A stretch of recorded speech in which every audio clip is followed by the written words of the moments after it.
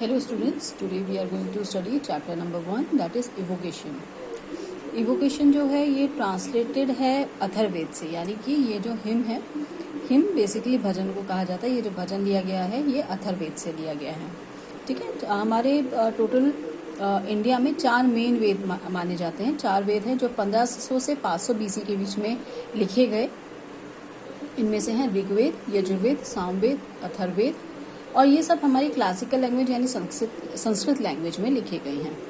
अब इनको ये जो जितने भी वेद रहे हैं इसमें हमारी जो सभ्यता है, हमारी जो संस्कृति है उसके बारे में डिटेल में दिए गए हैं कि हमें क्या कार्य करने चाहिए, क्या नहीं करने चाहिए एज पर द हमारे ट्रेडिशन के हिसाब से।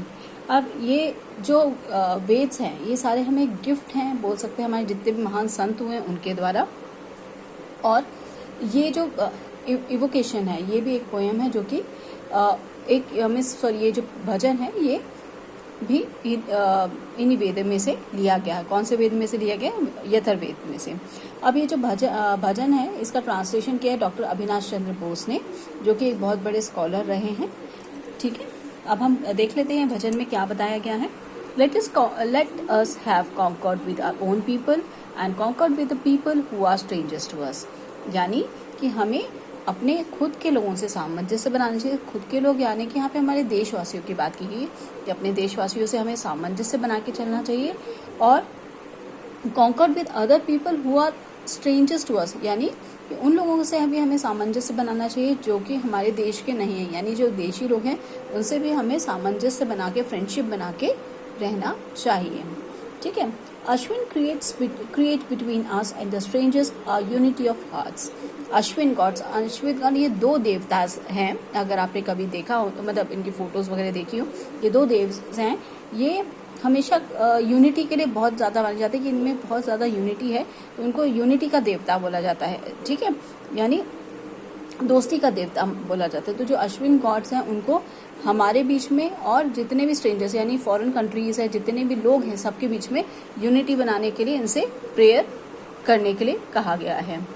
मे be unite in our minds, unite in our purposes, यानी कि हमें अपनी सोच को एक बनाना है और हमारे जो उद्देश्य हैं, हमारे जो लक्ष्य हैं जीवन के, उनको भी एक ही बनाना है। यानी कि हमें सेल्फ इंटरेस्ट के लिए नहीं जीना चाहिए, हमेशा कंट्री के इंटरेस्ट के लिए जीना चाहिए, देश के बारे में सोचना चाहिए।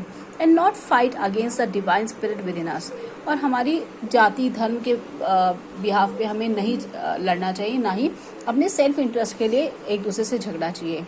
Let not the battle cry rise amidst many slains, और हमें बैटल राइज यानी आपने देखा होगा जब पुराने ज़माने में युद्ध शुरू होता था, तो जब शुरू होता था तो एक बहुत शंखनाद किया जाता था, और जब एंड होता था तब भी शंख बजाया जाता था। तो वैसी चीज़ें अगेन नहीं होनी चाहिए, क्योंकि ऑलरेडी पूरे हमारे देश में बहुत सारे लोग युद्ध के वजह से, बहुत सारी फैमिलीज डिस्ट्रॉय हो चुके, बहुत सारे लोग मर चुके हैं। तो वो चीज़ दोबारा हमें रिपीट नहीं करनी चाहिए।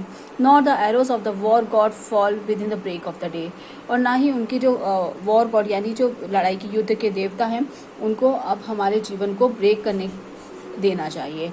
ठीक है, तो ये पोएम बोली गई है। बेसिकली अगर आप ओवरऑल समरी देखें इस पोएम की, तो हमें यूनिटी बताई गई है कि हमें हमेशा दोस्ती के साथ, पीसफुलनेस के साथ, अपने कंट्री के लोगों के साथ साथ बाहर के लोगों के साथ भी रहना चाहिए, और हमेशा अच्छे कार्य करने चाहिए, और हमारे एक ही यूनाइटेड गोल होने चाहिए, सेम गोल्स होने चाहिए, ताकि हम हमारी कंट्री प्रोग्रेस कर सकें।